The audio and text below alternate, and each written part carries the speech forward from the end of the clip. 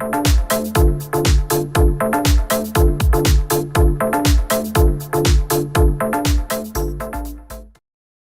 everyone, it's Angela Stevens with the podcast Refocus with Angela. I am delighted to talk to our guest today. You are going to be so interested in this person, and let me tell you why. Not only does he host a podcast, but he's also been an educator. He is the amazing ADHD executive function consultant. He's a speaker, he's a coach. He even works with parents. So we've got so much to talk about today, but today's guest is Brendan Mahan. So Brendan, thank you so much for joining us today. Yeah, thank you for having me, Angela. You're so welcome. You're so welcome. So I want to jump right on in here. We talked right before the podcast, and you said that recently you're working with parenting groups. Can you tell us about that? Because we don't hear a lot about that. And with the school you're starting, I want to highlight what you're doing in that area. Yeah, so the groups, I'm either finishing my third year doing it or going into my fourth year. My dates aren't perfect on this, so it's somewhere in there, right? Yeah. Been doing it for a pretty long time. And the way that they work is we run for 8 weeks and we meet twice a week. And we talk about different aspects of parenting, specifically parenting around ADHD. And I teach parents skills to help them become more effective at parenting. Because no one does that, right? It's not like you become a parent and then there's a class on how to do it. And so what happens a lot of the time, not all the time, there's plenty of parents out there who are very skilled and had really effective model parents when they were growing up and all that stuff, but not everybody. So some of us fall to one of two extremes, which is either I kind of let my kid get away with whatever they want to get away with, or I'm parenting through fear, right? So yelling, hopefully you're not hitting your kid, but I know there's parents out there who do. And neither of those two options are all that good, right? Because if your kid's getting away with whatever they want to get away with, there's no boundaries. That kid's not learning how to effectively manage their time or be respectful to adults or those who have more power than they do, which is going to cause problems when they have a job. And the parents that parent through fear, you're traumatizing your kid, you're doing damage to your relationship with your kid. All of that stuff is not good either, right? So there's mental health issues on either end. And in the middle of those two is where we want to be. But getting to the middle requires a lot of skill. It requires learning how to more effectively communicate with your kid, how to more effectively connect with your kid, understanding what anxiety is and how it works, and when your kid is in the throes of anxiety, and how you want to parent differently if anxiety is winning versus if people are more calm, how to judge when to let them get away with stuff and when to sort of set the boundary and shut things down. All of that stuff, it's just tricky. It's hard to do, right? There's a lot of skill and judgment and emotional regulation needed to do those things. And no one tells you how. We don't really learn how to navigate that and how to handle that, including we don't learn that as parents, when our kid gets upset, we're probably going to get upset too. And because we're upset, we're not going to be able to bring the level of skill to the table that we can when we're calmer. So how do we either increase our skill set enough so that even if we're upset, we still have some skills coming? Or how do we focus on the skills required to maintain our composure when our kid is losing theirs? And so that's basically what the groups are aiming at. Primarily, we're aiming at getting a better understanding of anxiety and how to manage it, and getting a better understanding of how to strengthen the connection within the family.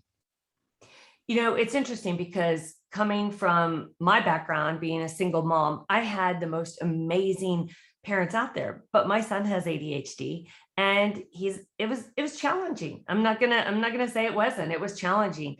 I wish I'd known you back then. So I have two questions that I wanted to ask you about that. So what are the age groups of the kids usually that you get the parents from? Typically it's somewhere between 5 and 15, maybe 16. Mm-hmm. I do once a kid is 17 or 18, sometimes I bring those parents on, but I tell them, I'm like, your mileage for these groups is limited, right? Because your kid's theoretically leaving the house in a year or two.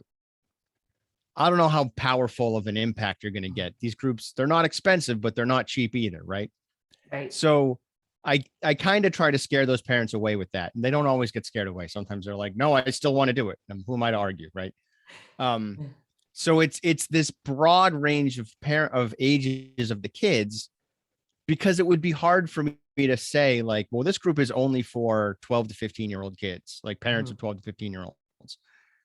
That's hard to market, right? Like on some end, I kind of have to make sure I'm getting them filled. But there's also, I've learned, a benefit to having this broad range of kid ages.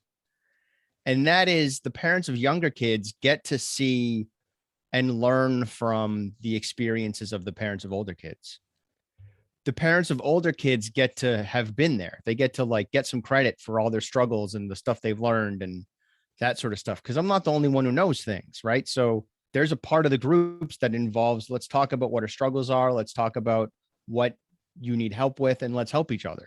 So other parents come in, know stuff, talk about things. I think that's great. And I do want to ask you a question about that. We've heard the term, parent, sometimes we parent as we were parented. Mm-hmm. Do you see that is a common trait? I don't know. I don't know that it's common, but I'd say it's frequent, right? Mm-hmm. Like it's one of the things that makes that tricky is if people self-select for these groups, right? So if you're signing up for my parenting groups, probably you've already dabbled in parenting skills and you're trying to learn how to do better and all that stuff already. So you're not parenting like your parents did because you're already looking for new skills and you're trying to do better, either because your parents didn't do well enough or because your challenges are different, right? Like kids are a different animal nowadays, and the skills and resources the parents have are different than they used to be. Absolutely. And I would put a shout out to all of those parents that seek you out, because that shows that they really want to help. They really want the best for their children, right? Or they wouldn't take the time to invest, number one, the time or the money to work to be better parents. Yeah, absolutely. And the other thing is, we want to get one little lesson from you if we can. So sure. One thing that you mentioned before, and it doesn't matter if you have kids have ADHD or if they don't have ADHD, a lot of parents go through this. The kid gets mad, they escalate, they push our buttons, they push us. And sometimes, we're human, right? We explode. So what advice can you give to parents that are listening to this that say, they just pushed me too far? What do they do? I like to pull the foundation out from underneath the problem a lot. So I'm going to take a step back in time. Mm-hmm. And instead of telling the parents what to do because the kids set them off, I'm going to challenge those parents and say, you probably went into that situation knowing that your kid was going to set you off. You probably went into that situation anticipating that your kid was gonna be respectful, gonna be disrespectful, gonna call you a name, gonna do that thing that drives you nuts. You probably knew that was gonna happen. And so to some degree, you let them set you off. If you know that they're gonna be pulling stuff that's gonna set you off, it is your job to anchor yourself and go into that interaction prepared for them trying to set you off and to use a different strategy. Stay anchored. I like to call it staying in the pocket, right? Like stay in the pocket, keep yourself emotionally regulated, and change the dialogue. Instead of exploding and yelling, ask them why they said that. Ask them how are they hoping that that's going to make you feel? What's the purpose behind them doing that? Or say, this is the message I'm getting from you. Is that the message you're trying to deliver? Those kinds of questions are going to get you further.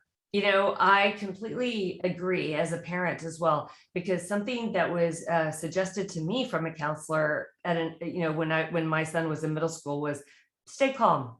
When you talk with a calm voice, they will eventually calm down, but you have to stay calm, because once you, and tell me if I'm wrong here, but once you explode, they've got you. Yeah. And in order to stay calm, you have to have a plan, right? How often do we go into what's going to be a heated exchange with our kids and we don't have a plan? Just have one. It doesn't even have to be a good plan. Yeah. It just has to be a plan.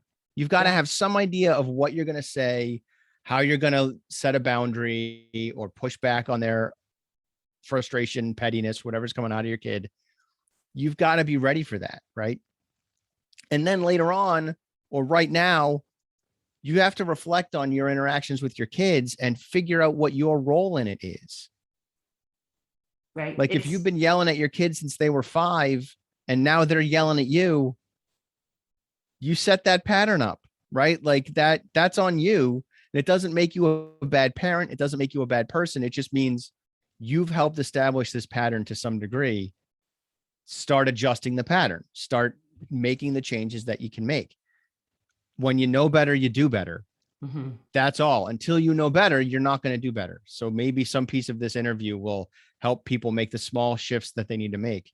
It's not my job to judge. I'm not here saying people are bad parents or doing it wrong. But if it's not working, there's better ways to do it. Right. Right. And another thing that a counselor shared with me early on was, I think he said that he made a statement. He said, this has been going on a long time, hasn't it? And it hit me like, wow, because it becomes a habit. I mean, our responses become a habit that we just go to, and we have to recognize those habits and change them. Mm-hmm. Yeah. So it's taking responsibility as a parent as well. Right. And I'm a father of identical twin sons who are 12 years old, right? Like I've had heated discussions with my kids. I don't know that we've had arguments. We haven't really had arguments. But we've had hard conversations. Mm-hmm. And I've had to listen to them tell me where I'm going wrong, which is really hard because I teach parents how to do this stuff. So I'm like, oh man, I teach people how to more effectively parent, but my parenting isn't good enough for my kids in this moment. So now I need to do better, right? And then I start doing better, which is really all I'm telling the parents that I talk with and that I meet with is like, here's what doesn't work. Do better. Listen to what your kids are telling you. And that's what's so great about you, really, Brendan, because you're human, right? And mm-hmm. you're not saying, "Hey, I've got the perfect prescription of what you need to do." Everything is, everything is unique, right? Every situation is unique. So I love that, and we're going to put a link on our website on how you can get to know Brendan and sign up for this course as well. I wish I'd known you years ago. Mine is 20, so I've gone through a lot of these the pains. But I want to talk about you for a second. So you were an educator. So mm-hmm. what grades did you teach? I taught it sort of depends on when we decide to start. I was a teaching assistant at the elementary school level for a little while, which is before you're really a teacher. So I did some teaching assistant in like 5th grade. Then I did some teaching assistant work in the middle school, found out that I liked middle school a lot. All my experience up until then was in the elementary school levels through summer camps, after school programs, the teaching classes that I took. It was all aimed at elementary school. Then in the course of being a teaching assistant, I was exposed to middle school and was like, this is great. Like, this is the reason I thought I wanted to teach 5th grade was because I wanted to teach 6th grade, right? Like I just hadn't seen 6th grade yet. So then I got a classroom. I got my own teaching job. I taught 5th grade for a year. And then after that, I was teaching 6th grade from there on out. English, 6th grade English. And I bounced around a lot as a teacher. I didn't keep a curriculum long enough because some of it is I was teaching when schools didn't have a lot of money. So they were sort of like, hey, we don't have any money. And in education, the person who got hired most recently is the person who's getting let go. And so there was a lot of like, I just got turnover. I was in one district that was $9 million in debt. I was in another district that had to let 9 people go one year. So it was a lot of that sort of stuff that kind of kept hitting me. Wow. And then I eventually just stopped teaching because if you don't keep a curriculum, you can't get better at teaching. You have to have the same curriculum year after year after year and learn how to teach it. That didn't really happen because although 6th grade English, broadly speaking, is the same curriculum, it's not from district to district, even in the same state. So while I was teaching, people kept telling me to be a guidance counselor. I kept hearing that. Mm-hmm. Like, your relationship with your kids is great. I had guidance counselors who were like thankful that I was in the building because my kids didn't have to go to the guidance counselor because I handled a lot of it in-house because I could. Like, kids connect with me well. They can tell that I care. They know I'm interested and want to help. I'm pretty good at giving advice. I mostly sort of knew what I was talking about. So when I left the classroom, I went back and got a second master's degree. I've got one in education. I got another one in counseling, in school counseling. So I started looking for school counseling jobs. There's not a lot of those, at least in Massachusetts. So I ended up doing some mental health clinician work for a little while instead. And then that company was in dire straits and there were lots of red flags. And I was like, oh, this is not a place to be, that you're going to go out of business soon. Yeah. So I left and I was like, I can always go back to the classroom. So I ended up doing some special education work for about a half a year. They wanted to keep me on, but I'm not licensed to teach SPED. So I couldn't do special education because I don't have that license. And that was when I just jumped whole hog into the ADHD stuff and did that full time, really committed to my business, launched the podcast, started the parent coaching groups, all of that kind of stuff. I was already doing one-on-one coaching work and workshops and trainings, staff development, that stuff. That was already happening. But I really dove in 4 years ago. Love it. So I have a question. So give us a view from the teacher's view, right? Mhm. For, because school's starting here soon and already is in certain places. But, what do the teachers see? What are kids struggling with now? Give us an inside view from the teacher's view of what you saw then. Because I think that's very helpful, because if we don't know what's going on, because kids don't want to tell us, if we don't know what's going on, it's kind of hard to help them. So give us an inside view of what you saw. I think it's critical that I point out that it's not the same anymore. Yeah. Because the kids going to school right now have all been traumatized by a global pandemic. Of course. And when I taught, nobody was traumatized by a global pandemic. Okay. So that's a massive difference, right? Right. That's set. And I'll play with that. But even before, because it's still there. Uh-huh. Right.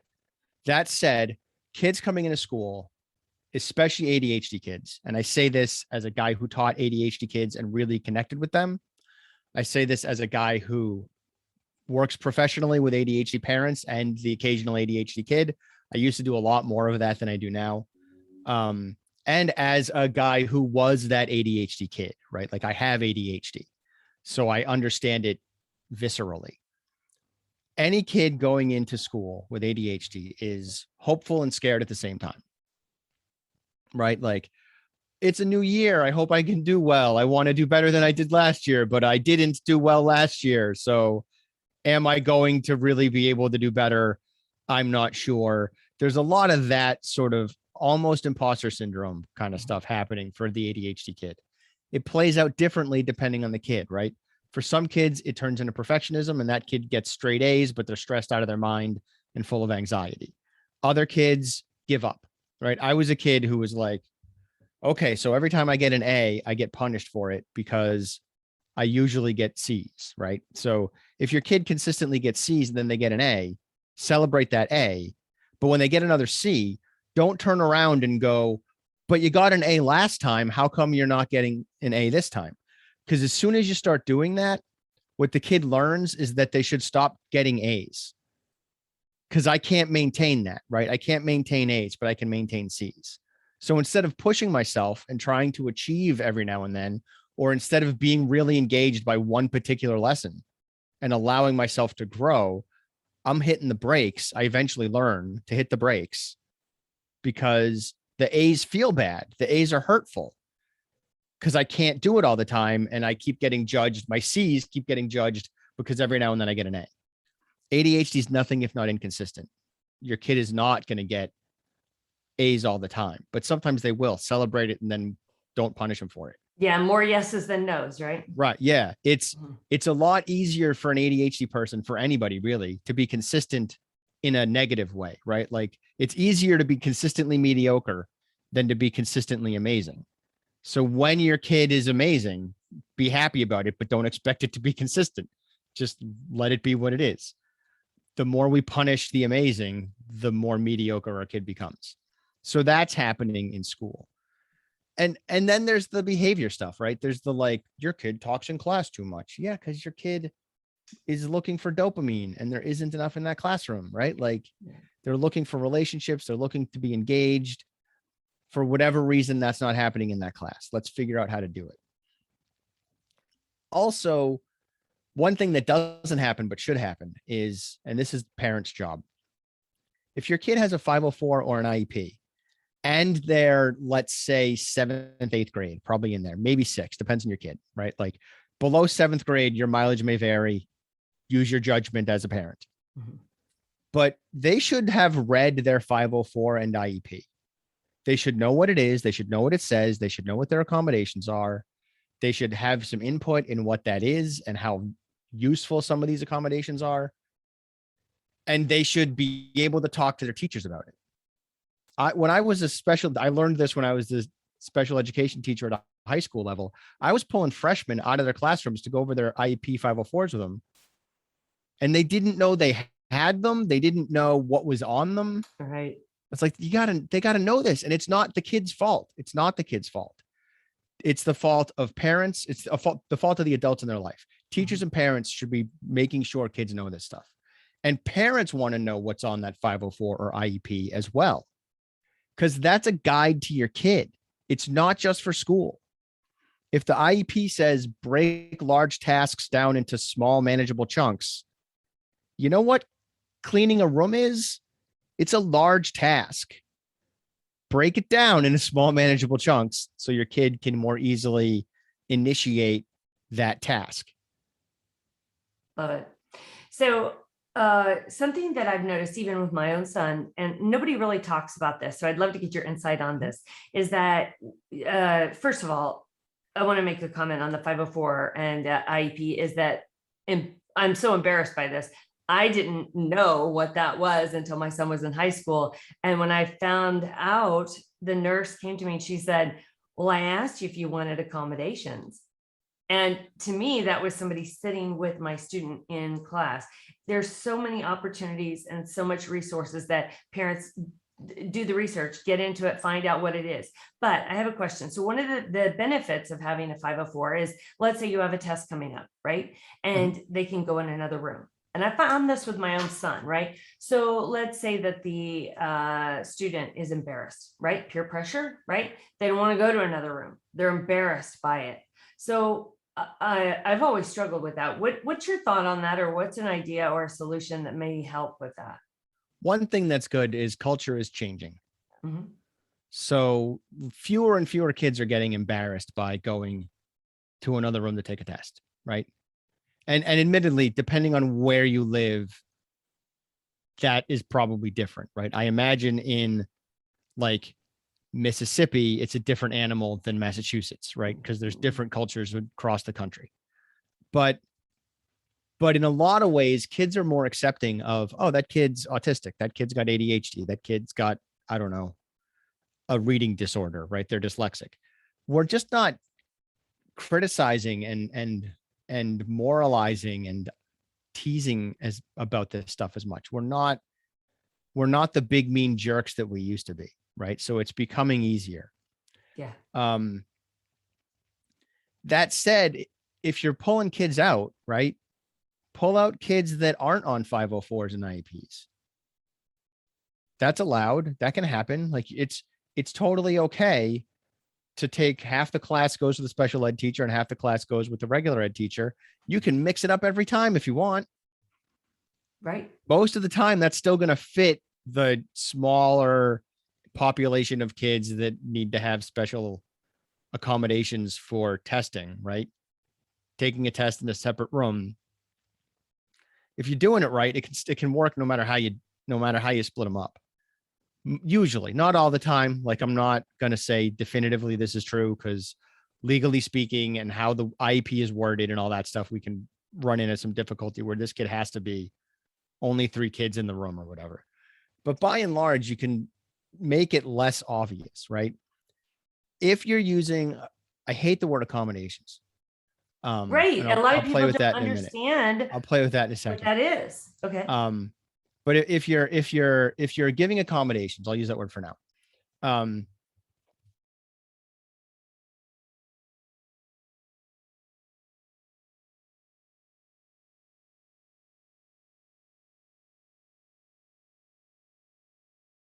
504 kids need. And your IEP 504 kids are still getting those accommodations, but so is everyone else. Hey, Brendan, can you repeat And what now you you're just not said? shining a spotlight on the IEP 504 kids. Brendan, do you mind Yep. repeating what you just said? For some reason, it just froze up. So if you wouldn't Sorry. mind stopping, I don't know why it did that. Go ahead, please. You can give accommodations to everybody in the classroom, right? Like if the IEP 504 kid needs you to preview vocabulary words, right? You can preview the vocabulary words for everyone.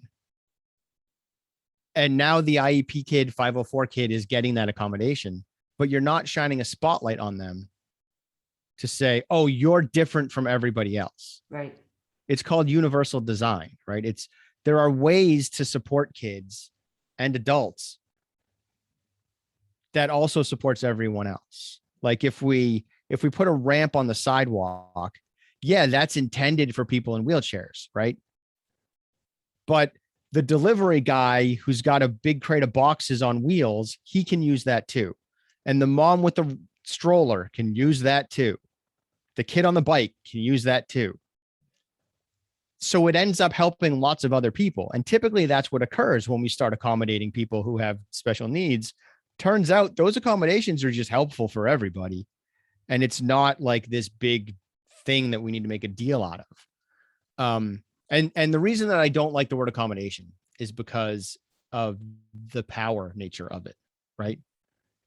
The implication there is like, oh, I'm doing something nice for you, even though I don't have to, right? Like I'm in this superior, powerful pose, and I guess I'll be nice to you and accommodate your need. There's like a little snootiness to it. Right. And I like the word support. Right? Like, let me support you because I care about you and you matter. Let me support you in this. Yeah. Like, yeah, these kids are getting accommodations, but it makes it sound like they're being like they don't have to do as much work as all the other kids in school because they're being accommodated. Right. As opposed to we're supporting them because they matter and because we want to help them get to where they need to be. And the fact is, the kid with ADHD, the kid with OCD, the kid with autism, they're working harder than your neurotypical kids. Mm-hmm. Right. Because they never get a break from OCD, ADHD, autism, dyslexia, whatever. They never get a break from that. And whatever their disability is makes it harder for them to live in the world that everyone else lives in. I like to call ADHD life on hard mode, right? It is just harder for me to do stuff than it is for everyone else. My wife, I don't know how she does it, but my wife can be typing an email and get interrupted, like talk to my kid, go back to the email like it's nothing. I can't do that. I can't do that either. I don't know how she does it. Yeah, it's amazing to me. She can be interrupted with whatever she's doing and then go back into it. And she doesn't get grumpy. She doesn't miss a beat.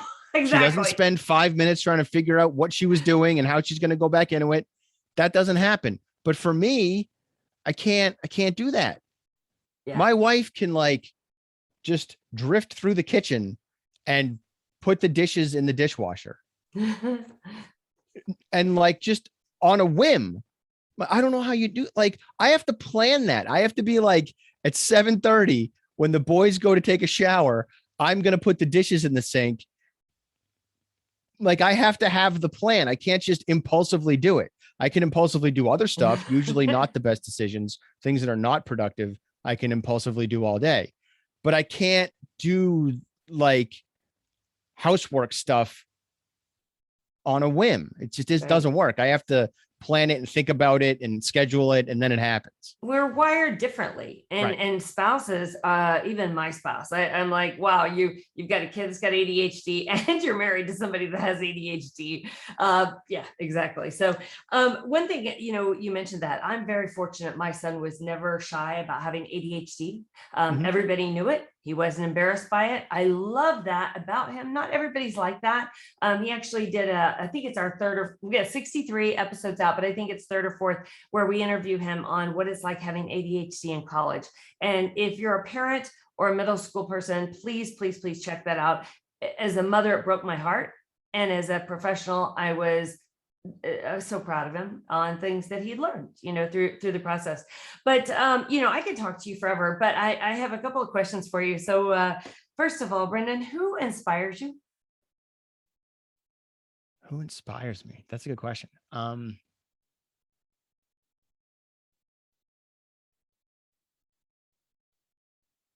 don't know. My kids do, That's a great answer. because they've been going through a really hard year Yeah. with COVID and being isolated and struggling to know what to do and where to put themselves and where they're safe and all that stuff. So they do.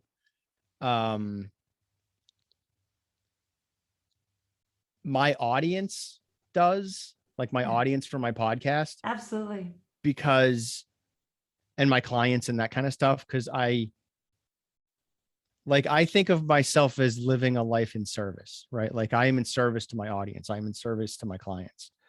So I work really hard to be doing it right Right. and to make Right. sure that I earn my spot in their life, right? Like I want to earn the spot of the person whose podcast you're listening to, that you're finding value in, that it has meaning for you. You want to come back every week and listen to what I have to say. I want to earn my It's spot. a labor of love, is it not? Yeah. I mean, it really is. Yeah. Yeah.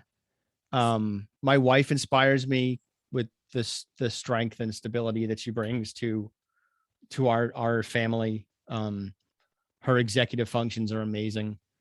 Like we wouldn't have a house if she wasn't paying the mortgage, because if I was doing it, I would have missed all of them, all the payments by now, and we just have a lot more money in the bank. Like I don't have the executive functions to stay on top of that stuff. Yeah. What stresses you So out with that? Is that like paying bills? What stresses you out? Because we all have them, and mine, that's one of mine, and that's why my husband like handles a lot of that, of the money thing, because I get behind, and so I Right. really have to be focused every day and have a plan. The things that stress me out the most are time pressure. Mm. Like I don't have enough time to get this done. Right. Yeah. Time pressure stresses me out. Even if it's like, it doesn't even have to be in the business sense, right? Like my kids and I were going to watch an episode of What If right before this interview, right? We sat down and watched an episode of What If. We had 36 minutes before I had to come down here. The episode was 34 minutes long. Perfect. They got a 2-minute window to walk downstairs. And then halfway through the episode, the internet crashed. And we didn't have time to fix the internet and then watch the show. And so but we've learned at this point, right? There was a time when I would have been like, no, we can make it work. It'll be fine. I'll be a minute late. It's okay. Don't worry. But that's not fun for anybody. Right. So my kids were like, before I said anything, they were like, it's cool. We'll just watch it later. And I was like, yeah, that's exactly how we're going to do this. Cause we've all learned. I love that. I love that. And then another thing that stresses me out is not doing it right. And I say that vaguely on purpose. Yeah. Because anything that I'm not doing right, it has to be right, right? It has to be right, because we're like that. I mean, I always say, you get somebody with ADHD focused in the area that they're good at, they are brilliant. Yeah. I mean, they are brilliant. So absolutely. And I want to I want to split this hair really quick before we move on. Yeah, please go. I do not mean perfect when I say right. Right. Because perfection is stupid. I am not a perfectionist, right? Yeah. But I don't have that like perfectionistic drive that a lot of people with ADHD have, where they have to be perfect. Yeah. I've managed to put that down. But I do, like, if I haven't replied to emails in a while, I feel bad about that. That stresses me out. Yeah. If my kid needs support and I'm not doing it right, and I can tell because of whatever I'm doing isn't working, that stresses me out, right? And then that makes it harder for me to do it right, because I'm stressed and now I have to try to pivot. Sometimes I'm not successful with that. More often than not, I am, but not always. So broadly speaking, if I'm screwing it up, especially if I'm screwing it up in the middle of it, that is the thing that's hard for me to deal with. I've gotten better at it. I take Kempo, as some people who know who I am might know, which is a martial art. And I used to do forms. Very good. Yeah. Music and athletics, any kind of that focusing. Yeah, absolutely. So part of Kempo is doing forms. And for a long time, if I was doing a form in front of the senseis and I was doing it wrong, it was over. Like I couldn't get out of the head of that, couldn't play the head game of that, and I'd fall apart. But I've learned a lot from that, in terms of like, I can screw the form up midway through and just be like, I'm just going to keep going, whatever, it doesn't matter. I'll do We're it again human. next time and be better at it. So We're human. yeah. That's get it. Well, first of all, Brendan, thank you for being on our show. You are such a delight. I'd love to have you back again. If you want to check him out, you can check him out. He is the podcast host for ADHDessentials.com. You can check him out there. He does a lot of speaking. He does parent groups. And did I get all that right? Did I miss one? Or did I get? No, and I do awesome. one-on-one stuff too. So Perfect. Okay, so I have one last question for you, and it's our favorite question that we ask everybody. But let's say, we're all human, right? So let's say you're getting in your car and you've got to be on. You have to have game on, but you're not there, right? So you get in your car. What is the music or the genre or the artist that you listen to? it's going to be hip hop. It's going to be 90s hip hop more than likely. We're the same age, I think. And it'll probably be Scenario by A Tribe Called Quest. If you want me to drill all the way down to a song, Tribe Called Quest is my favorite rap group of all time, and Scenario is my favorite song by them. I love that. Awesome. Well, this is perfect. Thank you again so much for your time today. We graciously appreciate it. I've learned a lot. I know our listeners have learned a lot. So if you're listening to this, check it out. You'll be blessed just to know him and to find out more about him. So thank you again.